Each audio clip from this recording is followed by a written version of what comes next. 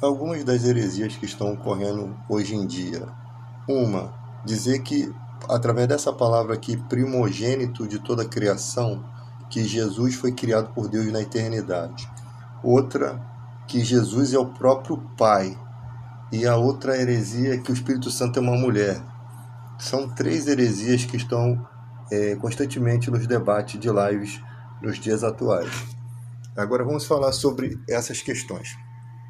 A primeira questão é, eles usam o versículo 15 de Colossenses 1, onde tem este é a imagem do Deus invisível, primogênito de toda a criação. Esse texto, ele na verdade, Paulo não está pregando ele se trata de um cântico que era entoado pelos cristãos da época, ou seja, não é um cântico que Paulo inventou, tá? E então Paulo aqui, quando ele faz as admoestações, se você pegar as bíblias de estudo, você vai ver que esse texto se trata de um cântico. Então não é uma mensagem que Paulo está dizendo, é um cântico que eles entoavam, e quem criou, né, tinha essa ideia de Jesus ser o primogênito, que na verdade primogênito da ideia de primazia em todas as coisas, tá? Na cultura judaica, em várias passagens do Antigo Testamento existem palavras primogênitos para primogênitos quando a pessoa na verdade não é primogênito. Então você não pode usar como referência a palavra primogênito para apoiar essa ideia de que Jesus foi criado na eternidade, tá? Não pode, porque ela não é uma palavra que ela constantemente dá essa ideia de ser o primeiro a nascer, o primeiro a ser criado ou gerado. Não dá essa ideia. Como, por exemplo, Davi, que era o primogênito dos reis de Deus, mas na verdade Davi não foi o primeiro rei. E há outras passagens também que falam sobre isso. A outra heresia é dizer que Jesus é o próprio Pai. Quando Pedro, lá em 1 Pedro, eu não lembro o versículo, ele diz, deixa eu lembrar aqui, está aqui em 1 Pedro 3,22, o qual está à destra de Deus, tendo subido aos céus, havendo-se-lhe sujeitados os anjos e as autoridades e as potências. Aqui Pedro diz que Jesus subiu aos céus, está à direita de Deus. Aqui Jesus já tinha morrido, sido glorificado, e o discípulo Pedro está testemunhando que Jesus subiu aos céus e reina à direita de Deus. Como é que então ele pode ser o próprio Pai? Aqui o texto está para o futuro, está na verdade para o presente, né? O que ocorreu, né? E qual posição que Jesus se encontra hoje. Então, em nenhum momento os discípulos ou os apóstolos afirmam que Jesus é o próprio Pai, tá?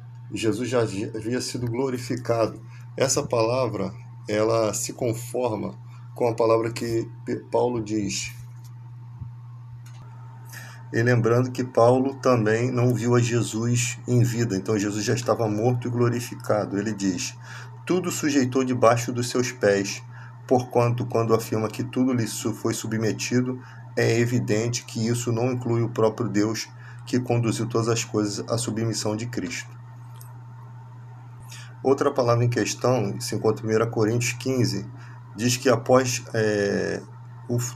então virá o fim quando ele entregará o reino a Deus, o Pai, depois de haver destruído todos os governantes, autoridades e poder. Então, Jesus, ele entrega ao Pai o reino.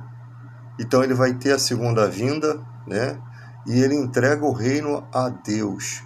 Como é que ele pode ser o próprio Pai, se lá no final, em Apocalipse, ele está entregando o reino a Deus? Então, a Bíblia está dizendo que o Filho, né, quando todas as coisas estiverem sujeitas, e o último inimigo a ser morto é a morte, né, todas as coisas sendo sujeitas, o próprio Jesus vai entregar o reino a Deus. Na sua coxa está escrito Rei dos Reis e Senhor dos Senhores, no seu manto também. Mas ele vai entregar o reino a Deus. O texto lá de Apocalipse 3 diz, quem tem ouvidos, ouça o que o Espírito Santo diz às igrejas. Ao que vencer, lhe concederei que se assente comigo no meu trono, assim como eu venci e me assentei com meu Pai no seu trono. Então essas palavras de Jesus, né, porque o Espírito Santo recebe do que é dele. Jesus disse, ele me glorificará, porque receberá do que é meu. Então, ele venceu, se assentou-se no trono ao lado de Deus, à destra de Deus, né? Isso está lá no Salmo 110, assenta-te à minha direita até que eu ponha seus inimigos por estrado dos seus pés.